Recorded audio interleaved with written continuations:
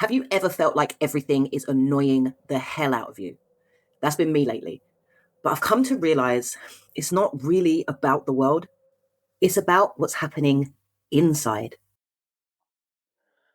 Hi, this is Francisca, and welcome to my mid-crisis life. So, here's a list of things that are currently pissing me the fuck off. Let's see. I hate drivers that drive too slow, drivers that drive too fast, drivers that are looking for a place to park and getting in my way, drivers who let me go, drivers who don't let me go, drivers who let other people go, drivers who don't let other people go. Stupid old women who can't do a 3-point turn successfully. Annoying, happy little school kids running joyfully to school. Oh, God. Celebrities, vehicles, the devil. The fact my son says I'm just simply a conspiracy theorist, despite it all being directly in your face. Homeless people. The colour of that building in Catford, it's fucking repulsive. Why can't we clean it? We should be ashamed. Oh.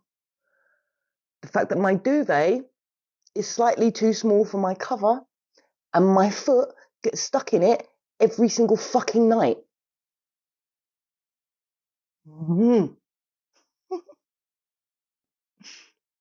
Travelling 3 hours to get home after work on a Friday night.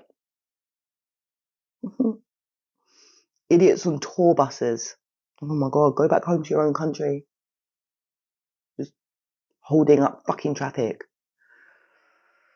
Oh, kids that can't zip up their own coats. People who leave their indicators on and continue driving straight. Fucking morons. The sound the dishwasher makes when it's done.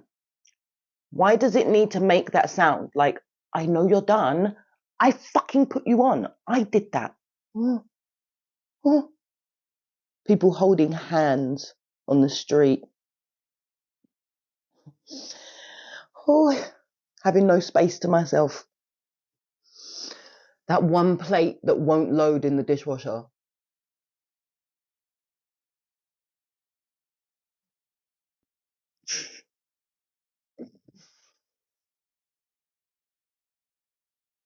So angry. So angry. And I have been for days. Days.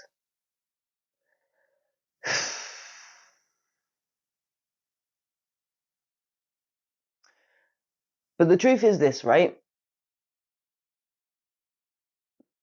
Is that there's anger, but then underneath that anger is sadness. B-list celebrities who have parts on really shitty pantomimes that have to be advertised to me on the side of buses. School kids that walk deliberately slow across the street. Signs trying to sell me stuff. And I sat and I watched it the other day and I got this vision of my heart being inside this shell. And it doesn't want to come out. And the thing is that it's really not like me to be like this. It's not like me to be mad at people and pissed off all the time and, I don't know, like so discompassionate. Having to put the bed away every morning. Having to put the bed away every morning. This stupid fucking dictation that doesn't even write down the things that I'm saying.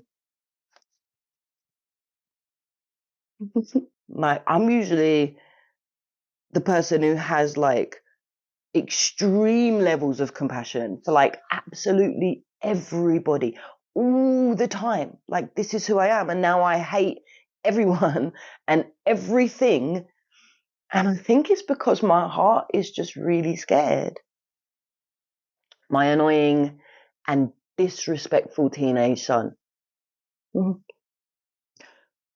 My disabled son, who asks me question after question after question every fucking day of my life. My heart has like retreated back into its shell. It's hiding. And I think to myself, no wonder it's scared, right? Look at everything that it's just been through, right? All the drama that it's just experienced, all the trauma that it's just experienced of being kicked out, of having to like relive all of that fear, all that fear that it had throughout all of my childhood. You know, am I going to be okay? Am I going to survive? Does anybody love me enough to keep me alive? Does anybody want me? Drivers who just have to go first when traffic converges. Drivers who don't let me go first when traffic converges. Drivers who give me dirty looks when I push to go first when traffic converges. People who email me back straight away. What a loser. People who don't email me back straight away. How fucking rude.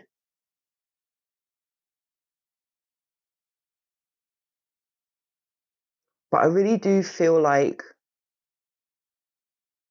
I have to take responsibility. We have to take responsibility for our feelings.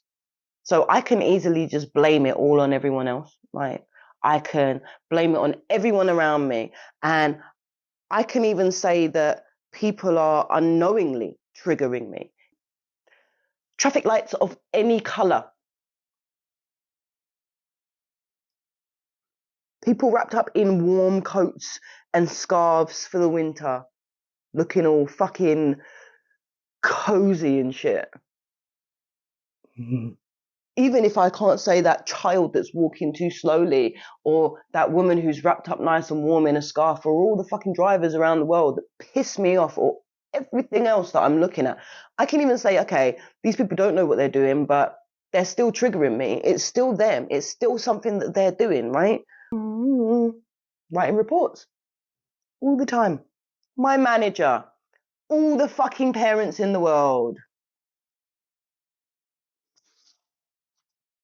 Someone who would be stupid enough to call their firm Rapier Security.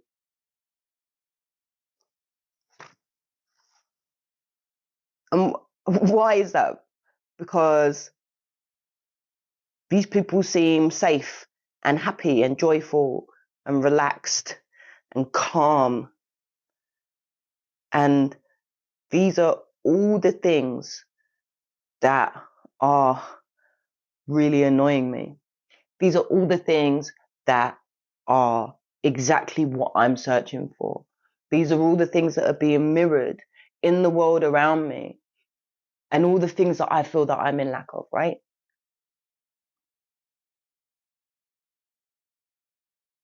But the thing is that looking outward, blaming people outwardly, looking at what's going on in my environment really is just another type of distortion. It's just another way for me to distort the truth and distort reality around me to allow me to avoid having to sit with this. And the thing is that you really do have to sit with yourself. You have to sit with that anger and see what's underneath it. And you have to feel it be able to shift, because it's the only way that really and truly these chemical compounds, these emotional compounds are going to come out of your body. You have to sit with it. You have to accept that it's you. It's not anyone else. It's not anything else. And it's you being triggered because of the things that you feel inside. It's me being triggered because of the things that I feel inside, right? And the thing is, I think that if you allow that to happen, and if you sit with it, and if you watch it, slowly but surely, you're going to peel off like layer after layer after layer. And it's going to go from anger to sadness to, I don't know, regret to fear, whatever is underneath all of that, right?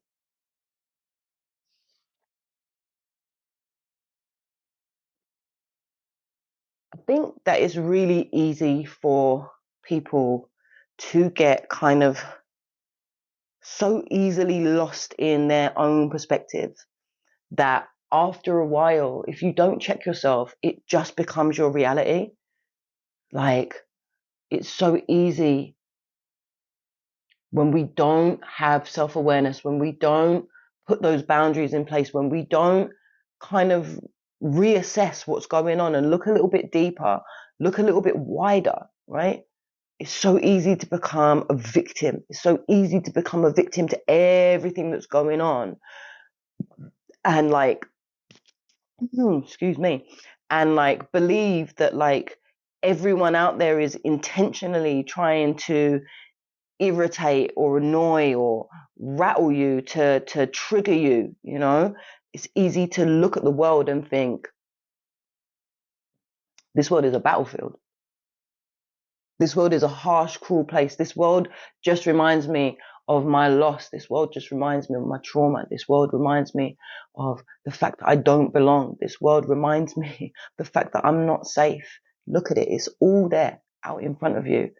It's like that kind of confirmation bias, right? Where all you can see is the things that confirm what it is that you feel. But if you go back to what you feel, if you go back to you, then you can peel off those layers, right? Because the thing is that if you stay in that, it goes from just being a mood, something that you're in for an hour or two or a day or three, right? To being your personality. This is who you are. This is how you see the world. This is how you interact with the world. This is who you are now, right? And it's like, I don't know, like this kind of grey film has just come down in front of your eyes. And it's like that's the only shade that you see the world in now.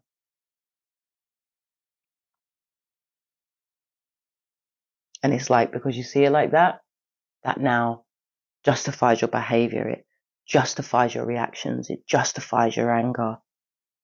When actually, if you just looked just slightly below that anger, if you just took the time to look there, trust me, you would find some really beautiful clarity. You'd find some awakening, some greater level of awareness as to why it is that you're feeling like that. So I would challenge you. I would say, if you're feeling angry at the world, maybe have a look at whether there's a theme. Is there a pattern in the things that you're seeing, in the things that are irritating you, in the things that are upsetting you? Because I guarantee if you can find the pattern, then you can start working on that thing. You can start saying to yourself, oh, okay, it's not everybody else. I'm just scared. Okay, what am I scared of? I'm scared that everybody's going to leave me. Okay. Underneath that fear, you know, what is there? There's sadness, right? There you go. Feel it out. Let it go. So, yeah, that is definitely what I'm trying to do at the moment. Okay. See, something that I'm grateful for. You know what I think I'm grateful for? I think I'm actually grateful for all of those people who are unknowingly out there triggering me. Because I think without them, I wouldn't actually understand truly where I'm at. And I might feel a little bit lost. And I would be angry with no clear definition. And I think that all of those people, unbeknownst to them, are acting as this beautiful catalyst for me to better understand, you know, why I feel that way. Like that I'm not feeling safe. I'm not feeling happy. I'm not feeling joyful. I'm not feeling calm. Like, I don't feel safe in the world at the moment, you know? I'm questioning if I'm going to be okay, if anyone cares enough to ensure that I'm going to be okay, you know? And without all of those people out there, just out there doing their own thing, living their own lives, if they weren't doing that to such an irritating degree, I would be struggling to understand myself right now. So I'm really grateful for that. Yeah. Okay. I think that's it. Have you noticed yourself getting irritated over things that would normally not bother you? What do you think that anger might be protecting or hiding? Let me know in the comments. And if this video hit home, like, subscribe, and share it with someone who needs to hear it too.